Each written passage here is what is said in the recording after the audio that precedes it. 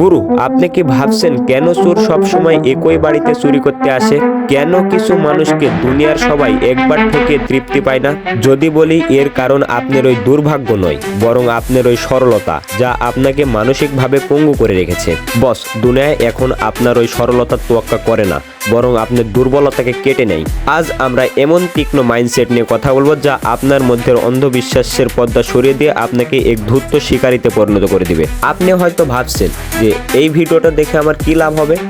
লাভটা হচ্ছে আপনার ওই মানসিক নিরাপত্তার, যা আপনাকে নির্মম দুনিয়ায় টিকে থাকতে সাহায্য করবে। আজ আমরা সেই সব বিষয় নিয়ে কথা বলবো যা চোখের সামনে আপনার অন্ধবিশ্বাসের পর্দা সরিয়ে দিয়ে এক ধূর্ত শিকারীতে পরিণত করবে।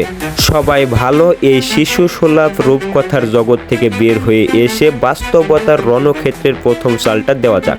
গুরু, আপনি কি জানেন কেন জঙ্গলের বাঘটা সবচেয়ে বড় মোষটাকে আগে আক্রমণ করে না? কারণ সে সেই মোষটাকে আগে আক্রমণ করে যার হাঁটার মধ্যে জড়তা আছে এবং ভয় কাজ করে। চলুন ডার্ক সাইকোলজি ডিটেকটিভ লেন্স দিয়ে শত্রুদের রাডার স্ক্যানার করা যাক। আপনি ভাবছেন সবাইকে বিশ্বাস করে খুব বড় মনের পরিচয় দিচ্ছেন, কিন্তু আপনি আপনার গেটের চাবি শত্রুর হাতে নিজ ইচ্ছায় তুলে দিচ্ছেন। ভেবে দেখুন তো, আপনি সবার সাথে ভালো ব্যবহার করলে কেন সবাই আপনার সাথে ভালো ব্যবহার করবে? আপনি যখনই ভাবেন ও আমাকে ঠকালো, তখন আপনি আয়নার সামনে গিয়ে নিজেকে প্রশ্ন করেন তো, আপনি কি ঠকানোর সুযোগটা নিজের হাতে থালায় সাজিয়ে তাকে তুলে দিচ্ছেন না?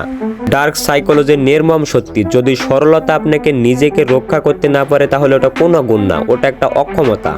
ধূর্ত এবং ম্যানিপুলেট মানুষরা, তারা সাইকোলজিতে পিএইচডি করা থাকে না ঠিকই, কিন্তু তারা মানুষকে এক নজর দেখলে বুঝে যায় যে কোন মানুষটা বুদ্ধিমান এবং কোন মানুষের নাকে দড়ি দিয়ে ঘোরানো যাবে। তারা আপনার অজান্তে এই ছোট ছোট দুর্বলতাকে ম্যাপ করে নেয়। ভেবে দেখুন তো, আপনি কথা বলার সময় অতিরিক্ত মাথা নিচু করে থাকেন, চোখে চোখ রাখতে ভয় পান, এটা হচ্ছে শত্রুদের একটি গ্রিন সিগন্যাল। ডার্ক সাইকোলজির আসল ট্রুইস, নিজের সব জানালা খুলে রাখলে পরিষ্কার বাতাসই আসে না বস, বরং ধুলোবালি এবং বিষাক্ত পোকাও আসে। তাই নিজের রহস্যটুকু বজায় রাখতে শিখুন। ডার্ক সাইকোলজির তৃতীয় এবং ফাইনাল হ্যাক, বস, তলোয়ারে জম ধরে থাকলে শুধু সবজি কাটা যায়, তা দিয়ে জীবনে যুদ্ধ জেতা যায় না। কেউ যদি আপনাকে বারবার সাহায্য করতে আসে, তাহলে আপনি অবচেতন মনেই তার উপর ঋণী হয়ে যান। আপনি ভাবেন সে আমার জন্য এত কিছু করছে, কিন্তু আমি তার জন্য এইটুকু করতে পারবো না। এই সরলতাই আপনাকে ভিতর থেকে কুরে কুরে খাচ্ছে। মনে রাখবেন বস, এই পৃথিবীতে নিছক কেউ বিনা স্বার্থে আপনার জন্য কিছু করতে আসেনি। বস, শত্রুদের তো চিনলেন, তো এদের থেকে সতর্কতা বজায় রাখবেন কি করে?